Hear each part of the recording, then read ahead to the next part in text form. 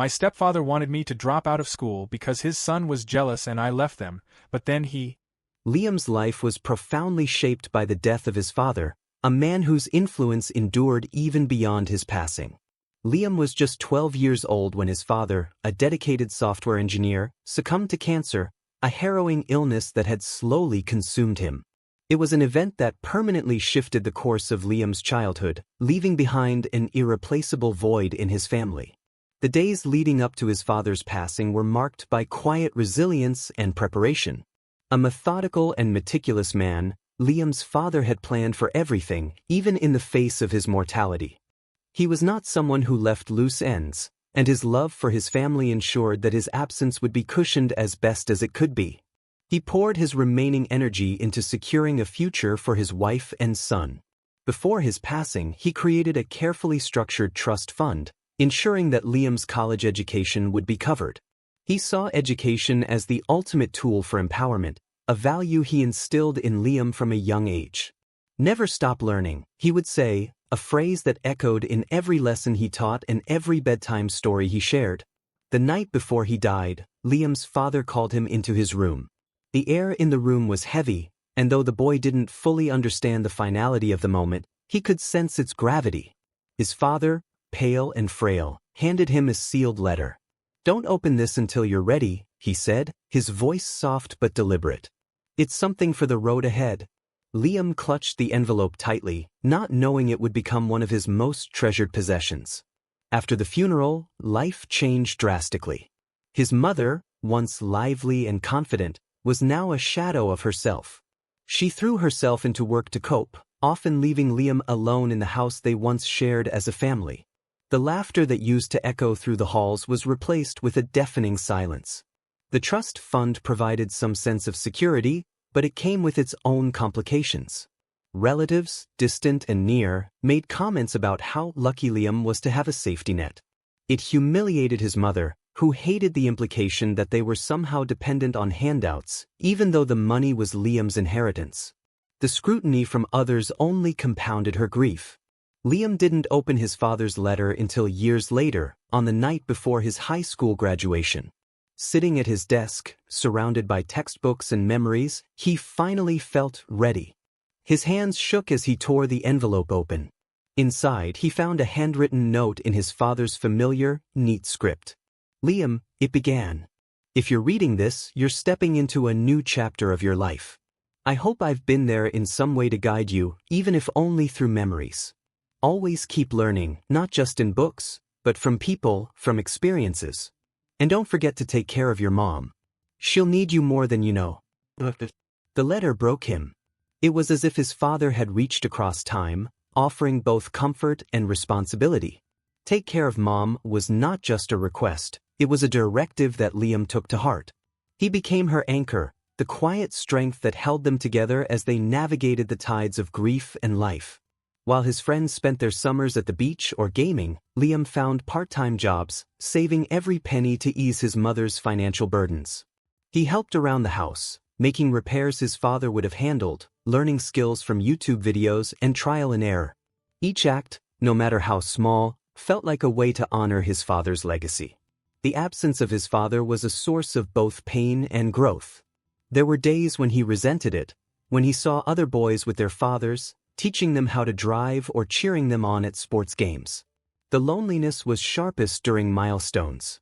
At his graduation ceremony, as he accepted his diploma, he scanned the crowd, seeing his mother's tearful face but aching for the sight of his father's proud smile.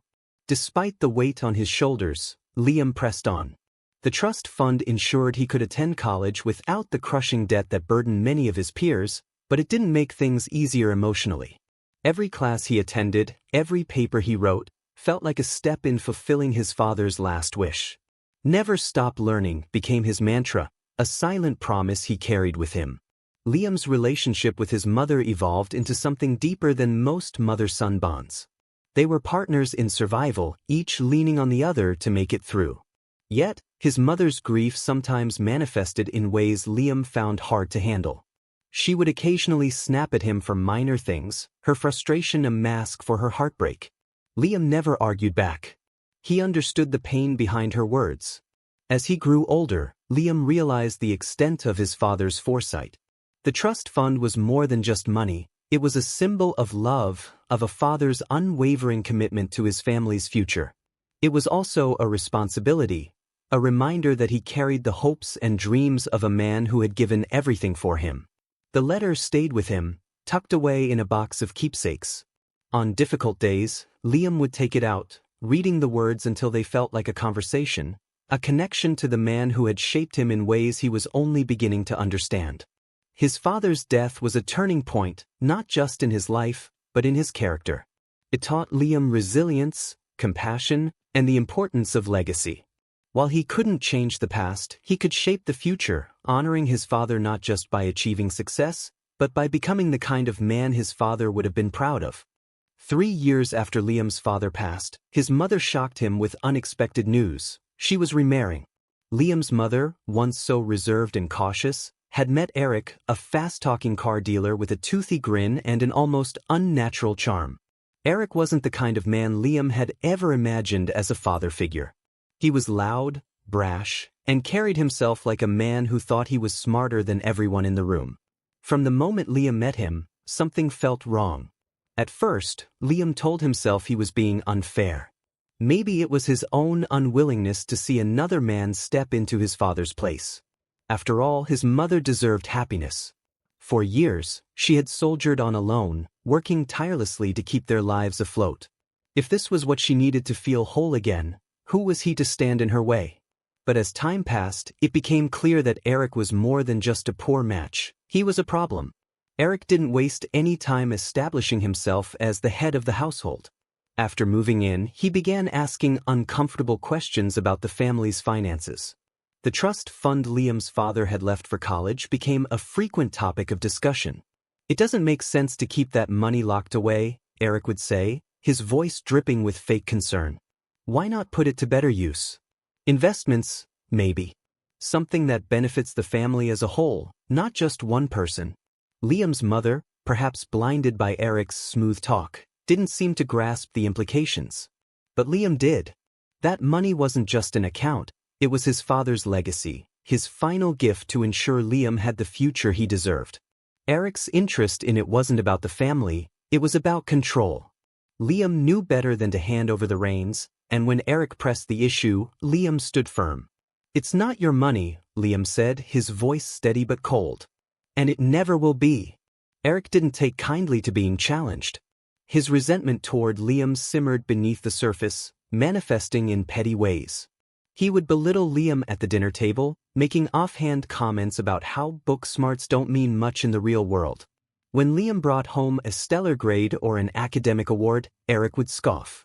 "Let me know when you've earned a paycheck," he'd sneer, dismissing Liam's achievements as if they were meaningless. But Eric wasn't the only new addition to the household.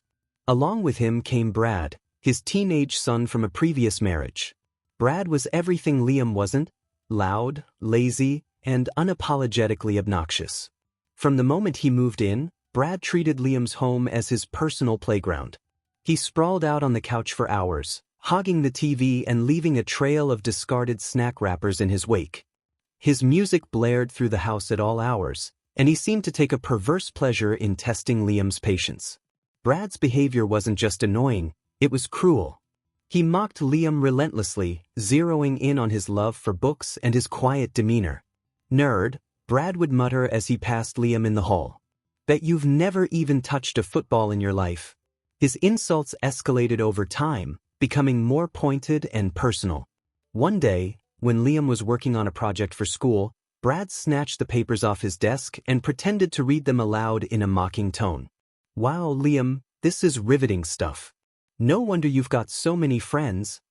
He laughed, crumpling the paper and tossing it back onto the desk. Liam tried to ignore him, but Brad didn't make it easy. He would barge into Liam's room uninvited, rummaging through his belongings under the guise of just looking for something. Once, Brad found Liam's father's letter, the one he had cherished for years, and read it aloud in a mocking sing-song voice. "Take care of Mom," Brad sneered, smirking as he waved the letter in Liam's face. "What are you, some kind of Boy Scout?" Liam's hands trembled with rage as he snatched the letter back, but he refused to give Brad the satisfaction of a response. Eric, of course, sided with his son. Whenever Liam tried to bring up Brad's behavior, Eric brushed it off. "Boys will be boys," he'd say with a shrug. "You've got to learn to toughen up." Liam's mother, caught in the middle, seemed unwilling or unable to intervene. Her once firm and loving presence had been eroded by Eric's domineering personality. She had grown quieter, more hesitant, as if she feared upsetting the delicate balance of their new family. The worst humiliation came one evening when Liam brought a classmate home to work on a group project. It was a rare moment for Liam, who rarely invited people over. He was proud of the progress they had made on their project and excited to show his home to someone outside his strained family dynamic. But Brad had other plans. As Liam and his classmates sat at the kitchen table, Brad sauntered in, shirtless and chewing loudly on a slice of pizza. "Oh, look," he said, smirking. "Liam actually has a friend." "What's the occasion?" "Science fair?" Liam's classmate, clearly uncomfortable, tried to laugh it off, but Brad wasn't done. He leaned over the table, his greasy fingers smearing the edges of their carefully typed report. "You know," Brad said, looking directly at Liam's classmate, "Liam talks about you all the time. He's like, obsessed. Kind of creepy, don't you think?" The girl's face flushed red, and Liam felt his stomach drop. He wanted to sink into the floor, to disappear entirely. That night, after his classmate had left, Liam confronted Brad. "Why do you always have to ruin everything?" he demanded, his voice shaking with anger. Brad just laughed. "Relax, nerd," he said, brushing past Liam. "It's not my fault you can't handle a little fun." As the months wore on, the tension in the house became unbearable. Eric's attempts to control the trust fund grew more aggressive. He started questioning Liam's every expense, demanding receipts and explanations for even the smallest purchases. "You need to be accountable," Eric would say, as if Liam's careful budgeting was somehow irresponsible. But Liam refused to back down. He held onto his father's words, "Never stop learning," and poured all his energy into his studies. His academic success was his one source of pride, a beacon of hope in an otherwise bleak existence.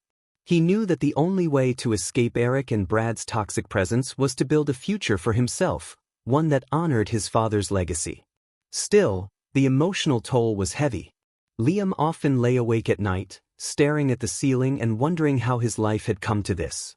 The home that had once been a sanctuary was now a battleground, and every day felt like a fight for survival.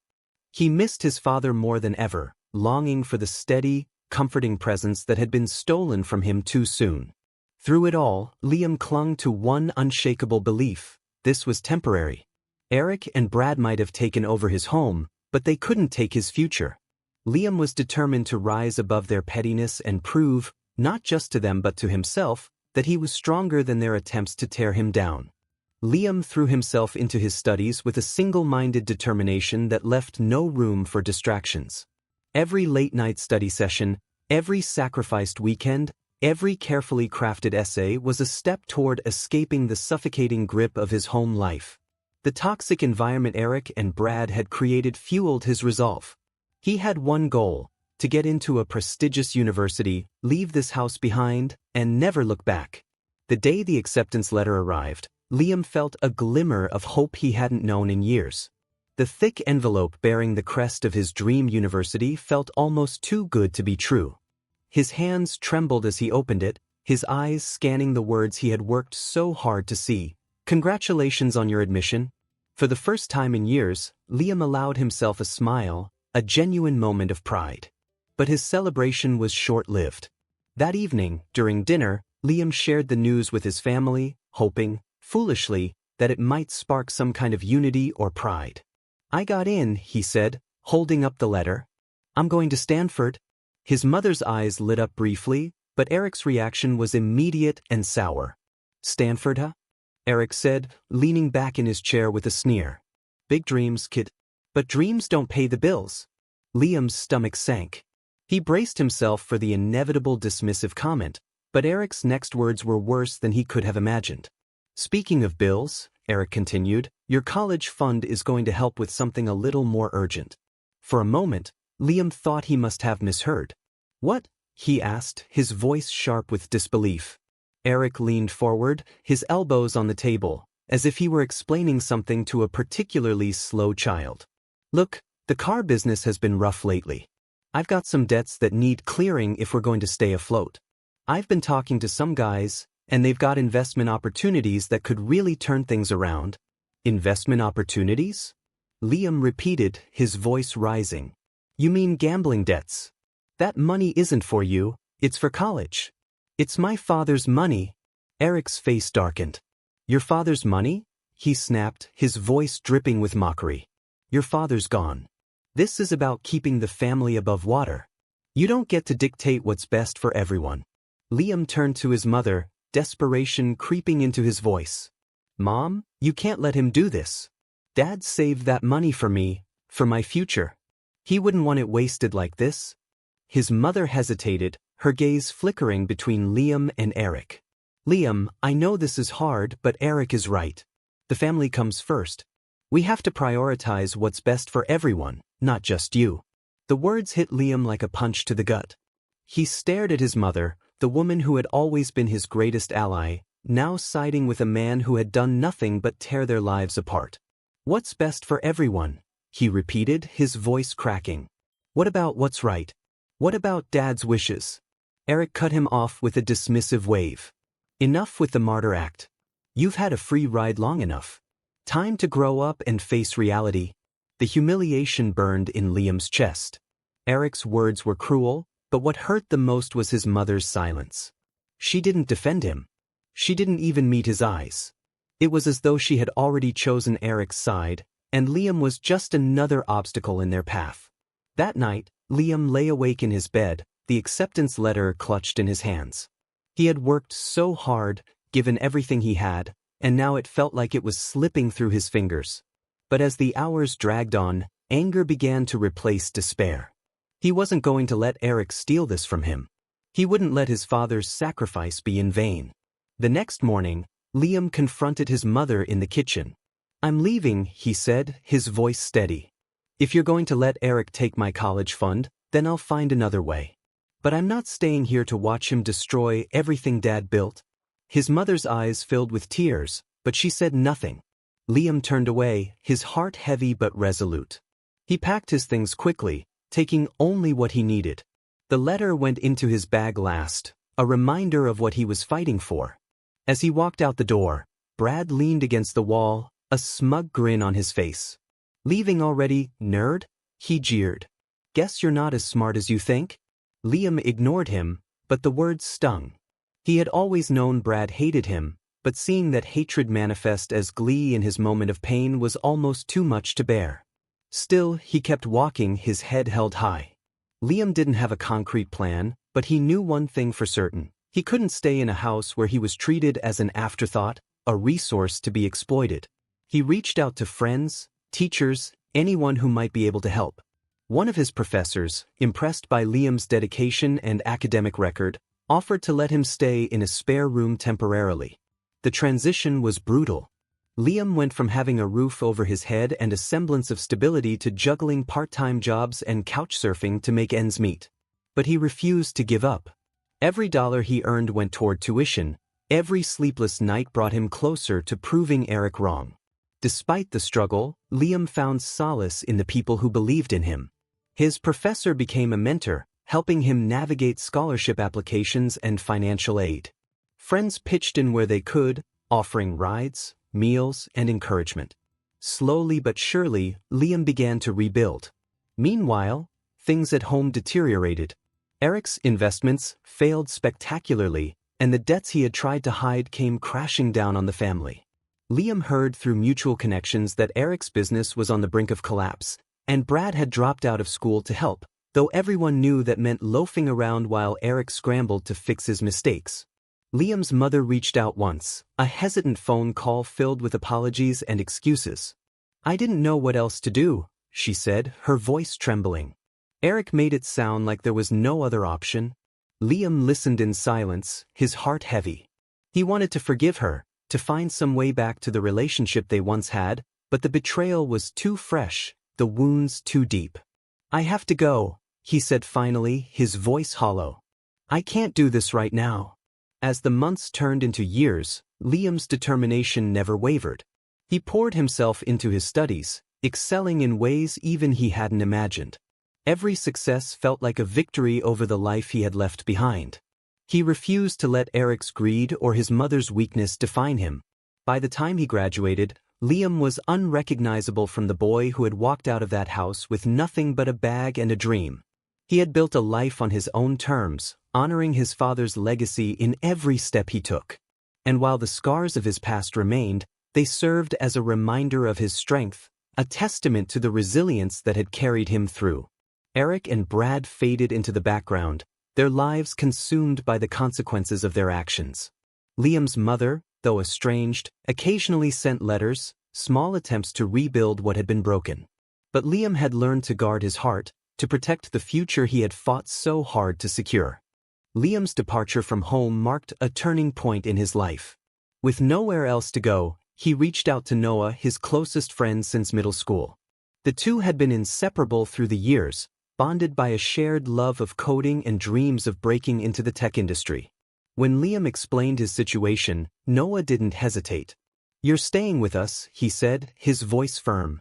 Noah's parents, the Reynolds, welcomed Liam with open arms. They were the kind of family Liam had always envied, warm, supportive, and genuinely interested in his well-being. Unlike Eric, who had mocked Liam's ambitions, Noah's parents were thrilled to hear about his acceptance to Stanford. You're going places, Liam, Mr. Reynolds said with a proud smile. We're glad to have you here while you figure things out. Moving into the Reynolds home was like stepping into a different world. Meals were eaten together at the table, conversations were full of encouragement, and for the first time in years, Liam felt like he wasn't walking on eggshells. But even as he settled into this newfound stability, the shadows of his past lingered. He couldn't stop thinking about his mother, trapped in the toxic web Eric had spun. Liam threw himself into his studies at Stanford, working tirelessly to prove that leaving home had been the right decision. His professors took notice, and so did recruiters. By his sophomore year, Liam landed an internship at one of the top tech companies in Silicon Valley, a dream opportunity that came with both prestige and a much-needed paycheck. It was the break he had been working toward, a step closer to the life he wanted. But as Liam's life began to take shape, the chaos he had left behind continued to unravel.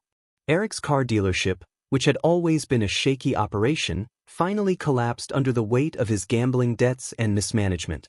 Word spread quickly through the small community.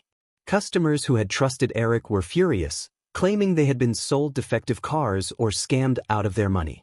Lawsuits piled up, and creditors came knocking. Eric's reputation was in shambles. Instead of facing the consequences, Eric did what Liam had come to expect. He ran.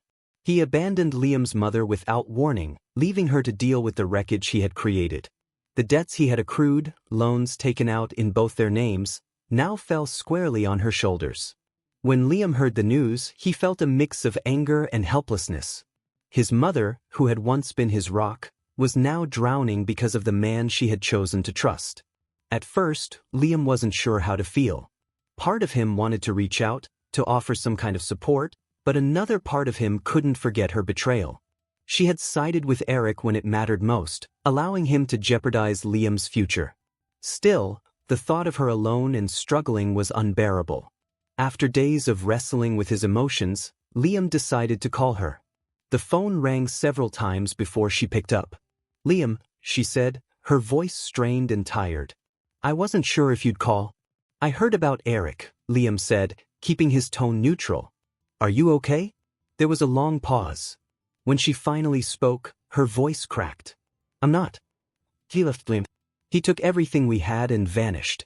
The creditors, they're threatening to take the house. Liam closed his eyes, the weight of her words sinking in. You knew what he was like, he said quietly. You let him ruin everything. I know, she whispered, her voice breaking. I know I failed you. I should have listened. I should have protected what your father left for us, but I didn't. And now it's too late. Liam felt a surge of conflicting emotions, anger, sadness, pity. He wanted to yell at her, to make her understand how much pain she had caused, but he couldn't bring himself to do it. Instead, he said, "I can't fix this for you, Mom. I don't have the means. But I'll try to help where I can." She sobbed softly on the other end of the line. "Thank you, Liam. I don't deserve it, but thank you." Over the next few months, Liam sent what little money he could spare from his internship. It wasn't much, just enough to cover some of the smaller bills and buy her time to figure things out. He hated the idea of enabling her, but he couldn't stand the thought of her losing everything. It was a delicate balance, one that weighed heavily on him. Meanwhile, Noah and his family became Liam's greatest source of strength. Mr. Reynolds, who had once struggled with his own financial hardships, offered advice on navigating student loans and managing his internship income. "You've got a good head on your shoulders," he told Liam. "Don't let the past drag you down. Focus on what you're building for yourself." Brad, too, had not escaped the fallout from Eric's collapse.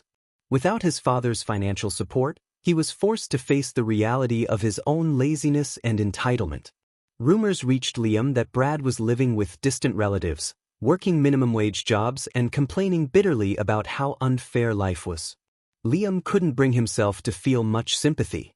Brad had spent years tearing him down, and now he was reaping the consequences of his own choices. As Liam's internship progressed, he began to see glimpses of the future he had dreamed of. He worked alongside some of the brightest minds in tech, contributing to projects that challenged and excited him. The mentorship he received was invaluable, and his supervisors were impressed with his work ethic and determination. By the time the internship ended, Liam had not only gained experience but also a job offer for after graduation. The offer was a turning point. For the first time, Liam felt like he had truly broken free from the cycle of dysfunction that had defined his life for so long. He called Noah that evening to share the news, and the Reynolds family celebrated with him as if it were their own victory. Still, Liam couldn't completely escape the shadow of his past. His mother called occasionally, updating him on her struggles. She had sold the house to pay off the debts and was now renting a small apartment. Each conversation was a reminder of the choices that had led them here, choices that could have been avoided if she had stood by him when it mattered. But Liam refused to let bitterness consume him. He had learned to channel his pain into purpose, using every setback as fuel to keep moving forward. The scars Eric and Brad had left would always be there, but they no longer defined him. He was more than the boy who had been bullied, betrayed, and abandoned. He was Liam, a survivor, a fighter, and a builder of his own destiny. And as he looked ahead, to a future filled with possibility, Liam knew one thing for certain: he would never stop learning, just as his father had wished. Years passed, and Liam's life transformed in ways he could scarcely have imagined during the dark days at home.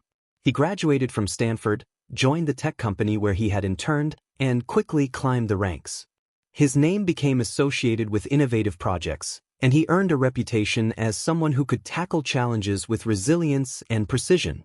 By his late 20s, Liam was living a life his father would have been proud of, a life built on hard work, determination, and a refusal to let the past define him.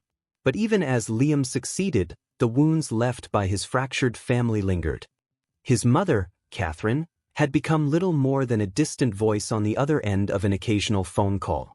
Their conversations were polite but strained, both of them walking on eggshells, never addressing the real source of the chasm between them. Liam had buried his anger deep, but the resentment simmered beneath the surface, keeping him from fully reconnecting with the woman who had once been his greatest ally. One evening, while Liam was reviewing documents for an upcoming project, his phone buzzed with a text from an unknown number. "Liam, it's Mom. Can we talk? Please, it's important." He stared at the message for a long moment, his stomach twisting. It wasn't like her to reach out like this, and the urgency in her words unsettled him. Against his better judgment, he responded, "Fine. Call me." The phone rang almost immediately. "Liam," she said, her voice shaky, almost unrecognizable. "Thank you for answering." "What's going on?" he asked, keeping his tone neutral. There was a pause, and then Catherine's voice broke. "I need to apologize. For everything." Liam leaned back in his chair, his heart pounding. He had waited years to hear those words, but now that they had come, he wasn't sure how to respond. "Go on," he said cautiously. I was wrong to let Eric into our lives, she said, her voice trembling. I should have seen what he was, but I didn't want to believe it. I thought I needed him, that we needed him. And I let him hurt you, Liam. I let him hurt both of us. Liam's grip on the phone tightened. It's a little late for that, don't you think? I know, she whispered. But you need to know the truth. Eric wasn't just a bad man, he was cruel. He lied to me about everything from his finances to his intentions. He drained us dry and blamed me for it. And it wasn't just the money, Liam. He hurt me in ways I can't even talk about. The admission hit Liam like a punch to the gut. He had always suspected that Eric was abusive, but hearing his mother confirm it was something else entirely. Why are you telling me this now? He asked, his voice tight. Because I found something, she said. Something that I should have shown you years ago. A letter from your father. Liam's breath caught. A letter? What kind of letter? It was in a box of old papers, she said. He wrote it to me before he died, and I didn't see it until recently. Liam, he begged me to protect you. He asked me to put your future above everything else. And I failed him. I failed both of you. The humiliation in her voice was raw, unfiltered. Liam closed his eyes, his emotions a storm of anger, sadness, and something he couldn't quite name. Why now? He asked finally. Why are you telling me this now, after all these years? Because I can't live with the guilt anymore, Catherine said, her voice breaking again. I want to make things right, Liam. I know I can't undo the damage I've done, but I want to try. Please, let me show you the letter. Let me explain. Against his better judgment, Liam agreed to meet her. A few days later, they sat across from each other in a small cafe, the air thick with unspoken tension. Catherine looked older than Liam remembered, her once vibrant face lined with exhaustion and regret.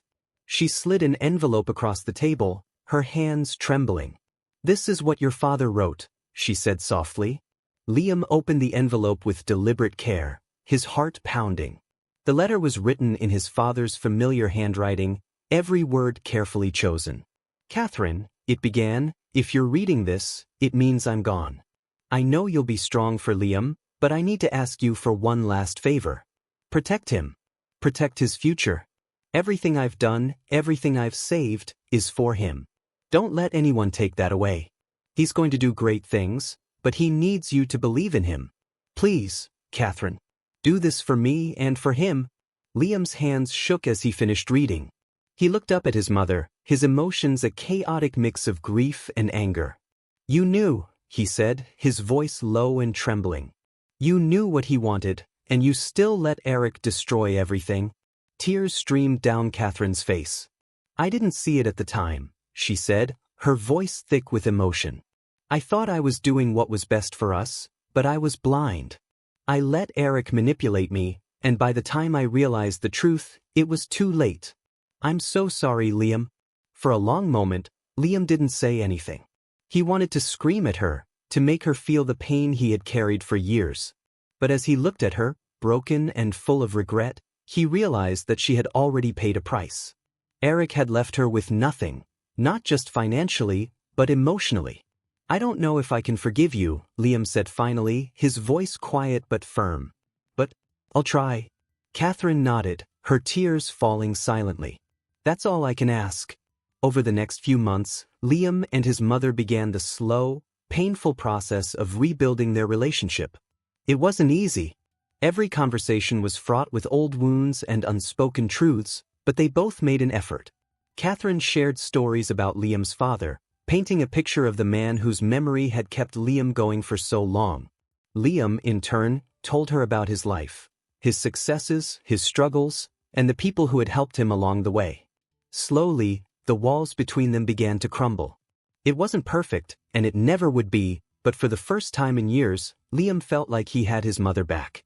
As they worked to heal, Liam kept his father's letter close, a reminder of the man who had believed in him even when the world seemed determined to break him. And while the scars of the past would never fully fade, they became part of the story that shaped him. A story of resilience, forgiveness, and the unyielding strength of a son determined to honor his father's legacy. Liam had always imagined the day he would finally close the chapter on his turbulent family history. What he hadn't anticipated was opening a new one that involved his mother, Catherine, becoming a part of his life once again. After months of cautious reconciliation, Liam made a decision that surprised even himself. He invited Catherine to move in with him. It was a leap of faith, driven by a mixture of lingering guilt, compassion, and the faint hope that they could find a new way forward. When he brought it up over the phone, Catherine hesitated.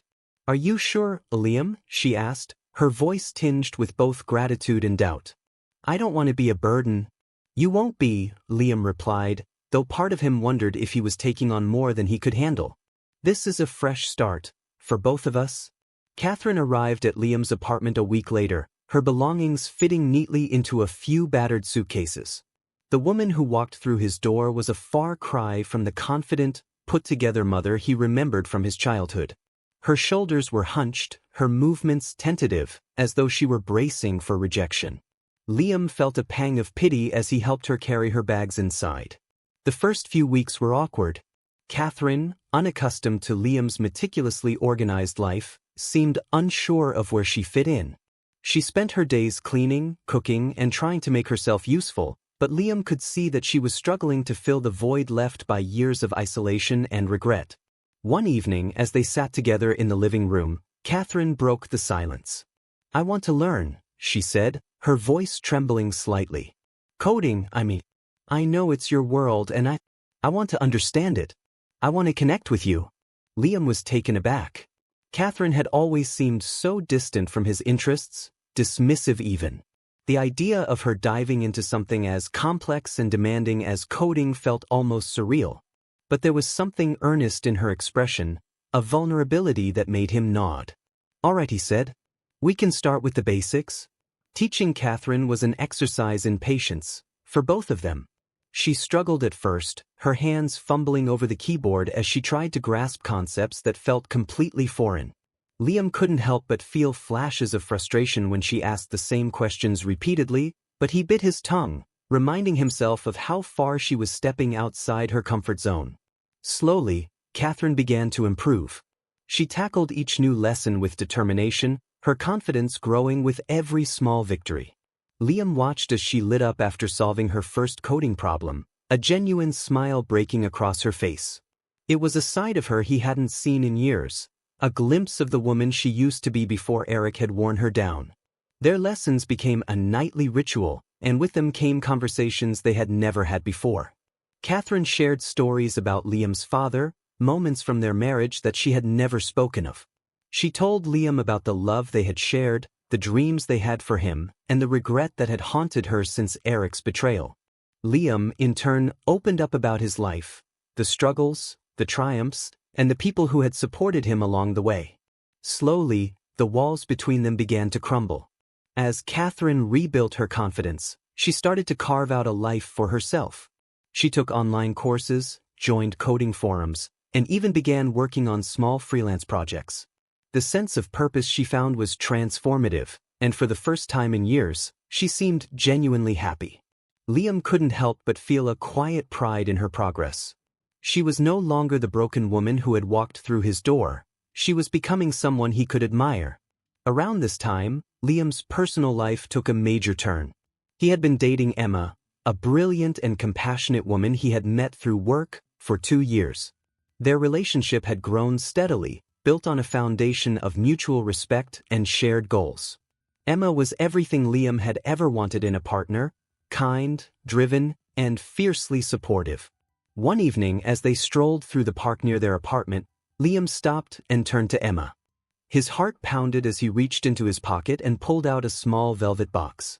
"Emma," he began, his voice uncharacteristically shaky, "you've changed my life in ways I can't even begin to describe. Will you marry me?" Emma's eyes filled with tears as she nodded. "Yes," she whispered, throwing her arms around him. When Liam shared the news with Catherine, her reaction surprised him. She burst into tears, not of sadness but of joy. "Oh, Liam," she said, pulling him into a tight embrace. "Your father would be so proud of you." Catherine quickly became an integral part of the wedding planning process. She and Emma bonded over centerpieces and seating charts, their shared laughter filling the apartment. It was a dynamic Liam never expected to see, his mother not only supporting his relationship but thriving within it. On the day of the engagement party, Catherine stood in the corner, watching as Liam and Emma mingled with friends and family. She felt a swell of pride as she saw the man Liam had become, a man who had overcome every obstacle life had thrown at him, a man who had achieved everything his father had hoped for. Later that evening, as the guests began to leave, Catherine pulled Liam aside. "I need to tell you something," she said, her voice trembling. Liam frowned. "What is it?" "I'm proud of you," she said simply. "I don't say it enough, but I am. You've built a life that's incredible and I'm so grateful that you let me be part of it." Liam felt a lump rise in his throat. For years, he had longed for his mother's validation, and now, hearing it meant more than he could have imagined. "Thanks, Mom," he said quietly. As the months passed, Catherine's role in Liam's life continued to grow. She attended coding meetups, joined Liam and Emma for game nights, and even started volunteering at a local community center to teach basic computer skills. The woman who had once been lost and broken was now thriving, her resilience shining through in everything she did. For Liam, seeing Catherine's transformation was bittersweet. It reminded him of the years they had lost, the pain they had endured. But it also gave him hope, a reminder that even the deepest wounds could heal with time and effort. As Liam and Emma prepared for their wedding, Catherine stood by their side, a proud and supportive presence. She wasn't just a guest in Liam's life anymore, she was family, in the truest sense of the word. And while the scars of the past would always remain, they no longer defined their relationship. They had found a way to move forward, together.